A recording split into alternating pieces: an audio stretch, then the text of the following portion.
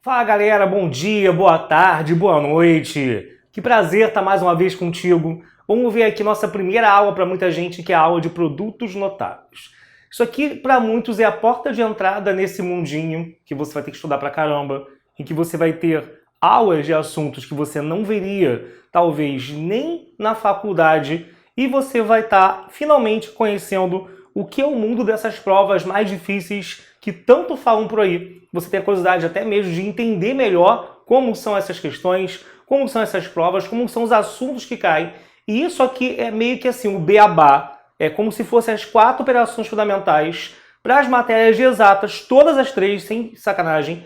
Química, física e matemática, você vai precisar dela para todas as 3, como você menos esperar, que é a parte de faturação, produtos notáveis, mas não aquela faturaçãozinha mequetrefe que você viu ali no ensino médio. Você teve até um bloco anterior antes, que a gente relembrou algumas principais, não são todas, está longe disso. Faturações e produtos notáveis, que você viu no fundamental e no ensino médio, na verdade isso é mais matéria de fundamental, mas aqui a coisa é outra.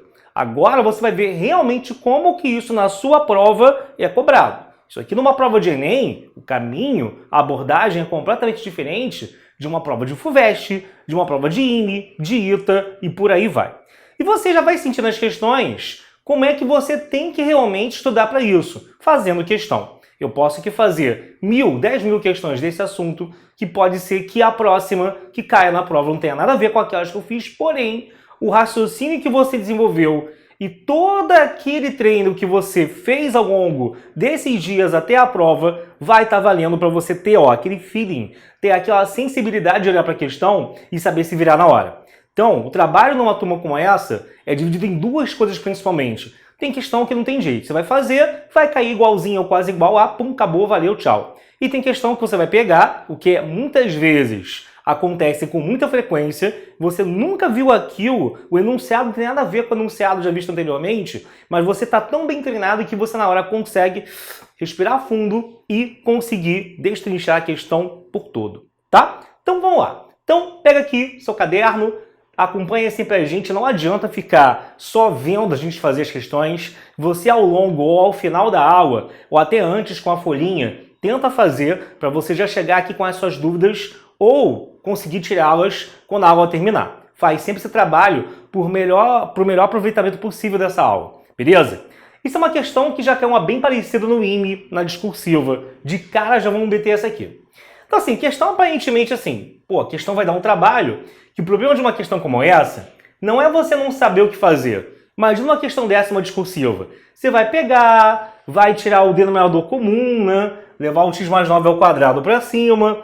Mas aí você desenvolvendo isso, você vai começar a perceber que as contas vão te levar a uma equação do 4º grau. E dependendo de qual equação seja, você não vai ter aquele toque, aquela malemolência para ter alguma raiz de cara conhecida, não vai ter nada para sair do lugar. E aí pode dar problema.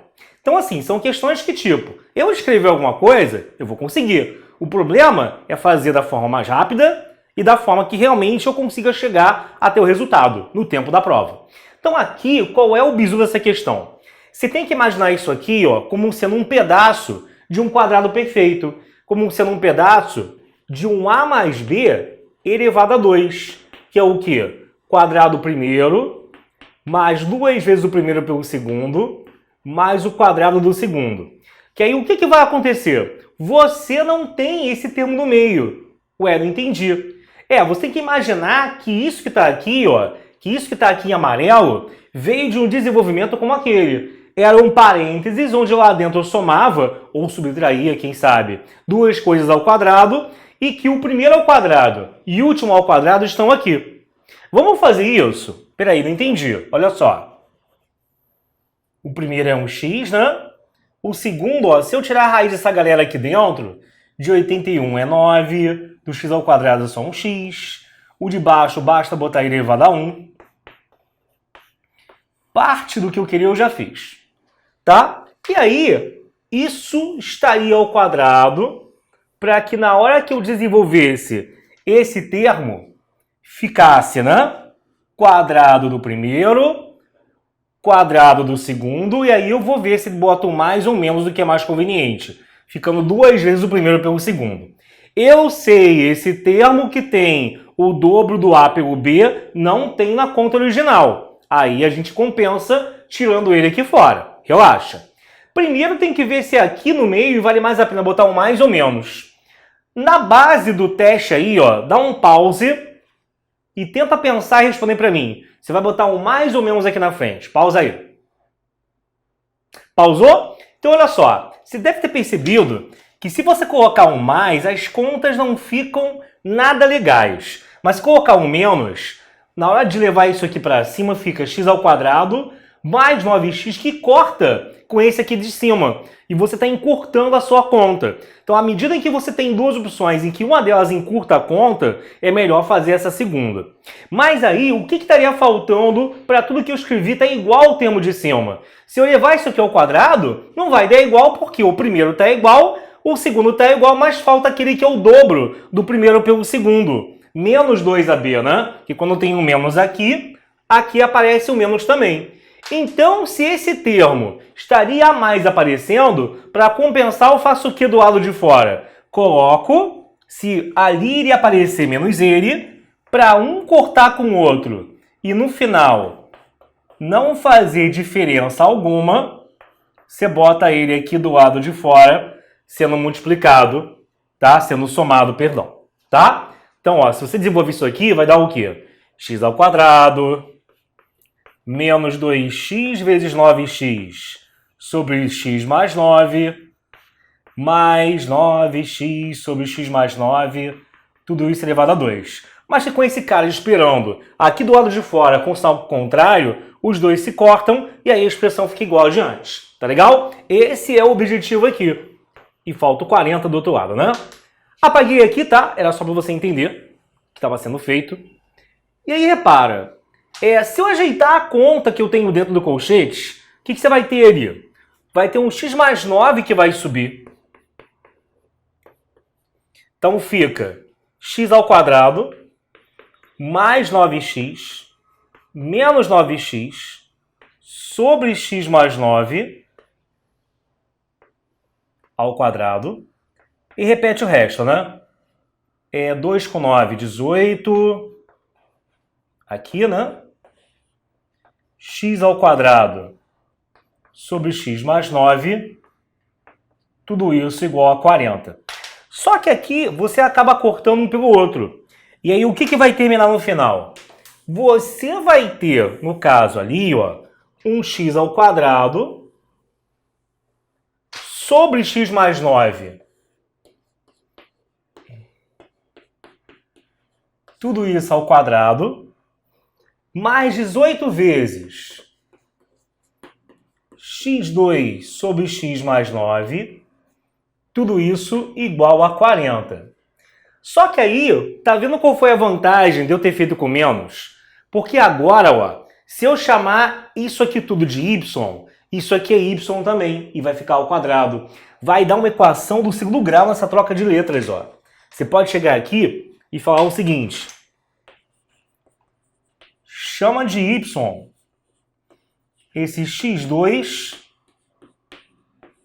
sobre x mais 9. Que aí você vai ter o quê? Que y ao quadrado mais 18y, tudo isso é igual a 40. Então fica y ao quadrado mais 18y menos 40, tudo isso igual a zero. Aí pronto. Ó, produto menos 40, soma menos 18. Os valores vão ser o quê? 2 e menos 20, tá? Então com isso, ó, você vai ter o quê? Um y que é igual a 2 e o outro y que é igual a menos 20. Então você vai agora voltar e fazer o quê?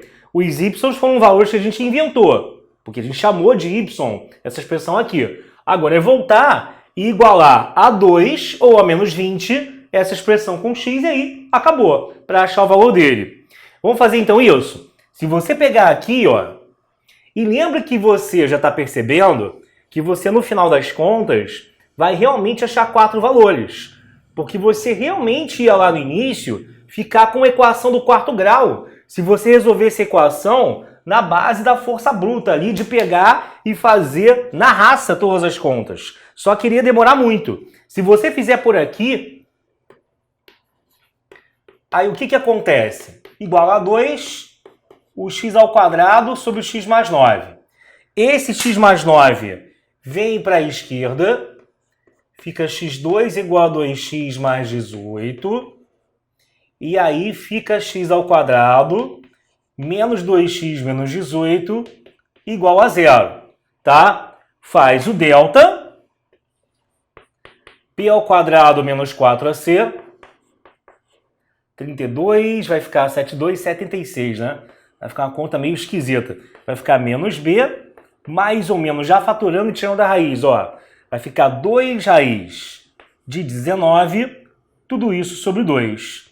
Então você vai achar 1 mais ou menos a raiz de 19. E se eu fizer agora a versão que deu menos 20, você vai achar então o quê? Vai ficar então aqui, ó, o y2 que é menos 20, que é x2 sobre x mais 9, tá? Então joga isso para o outro lado, fica menos 20x menos 180 igual a x ao quadrado. E aí, passa tudo para a direita, fica 0 igual a x2 mais 20x mais 180. Então, ó, produto 180 soma menos 20. Não sei se vai dar legal essa conta, né? Vamos lá. Você vai ter o que aqui, ó? Delta vai ser igual a b ao quadrado, 400, menos 4ac, menos 720, menos 320. Então, vai dar um número imaginário. Você vai ter o x igual a menos 20, mais ou menos a raiz de menos 320 sobre 2. 320 aqui, se eu fatorar rapidinho, ó, você vai ter o quê? Por 2, 160, por 2, 80, por 2, 40, por 2 dá 20, por 2 dá 10, por 2 dá 5, sobra um único 5. Agrupa de 2 em 2, então isso vai dar então 8, no caso raiz de 5, né? Só que com i, porque tem a raiz de menos 1 sobrando lá dentro ainda. Se você ainda não conhece o número imaginário, relaxa que a gente vai ter uma aula disso aqui no nosso curso. E também, o fato de eu chegar aqui e falar que se é resposta ou não, depende de como está o enunciado. Se ele fala resolva em R, aí isso aqui não é mais solução, né? Que isso aqui já não é mais número real. Mas se ele só falar resolva sem especificar, aí esse aqui é válido. Se você pegar essa questão em livros como LIDS, que são livros conhecidos de preparação para esse tipo de prova, geralmente esse tipo de solução ele meio que ignora. Porque o livro inteiro geralmente é baseado, ou pelo menos até um certo ponto do dado capítulo, em soluções do conjunto real. Então ele já parte do princípio que você está sabendo que todas as questões saíram, né, dessa parte e que aí, quer dizer, lá quando você vai fazer um livro, não no dia da prova. E no dia da prova ele especifica qual conjunto que ele quer, tá? Mas já no livro ele está num blocão onde todos são iguais, resolver em R, e aí ele não fica repetindo o comando, tá? Então ele pode ser que você ache esse livro. Essa questão no livro, ele tem ignorado essa solução. Aqui, vamos partir do princípio que todas servem, e aí você vai ter um 8 raiz de 5 vezes i sobre 2, né? Poderia simplificar ainda se eu quisesse, né? Ficaria menos 10 mais ou menos 4 raiz de 5i. Então estão aqui as 4 soluções que a gente precisava encontrar, tá? Um mais ou menos raiz de 19 e o menos 20 mais ou menos 8 raiz de 5i sobre 2. Beleza, minha gente? Como essa questão já caiu no IME, você percebe o quanto muitas vezes ele vai lá, pega um livro desses como referência e acaba botando uma questão igual ou praticamente igual na prova para você fazer. Beleza? Então, aprende desde já a pegar no tranco e fazer isso. Até sair da frente, para você tirar também o print, né? E refaz cada questão ou cada bloco de questões sempre ao final da aula e manda sua dúvida, tem um ícone aí no site para você mandar a dúvida e você ter acesso às monitoras dos professores. Beleza? Vamos seguir então.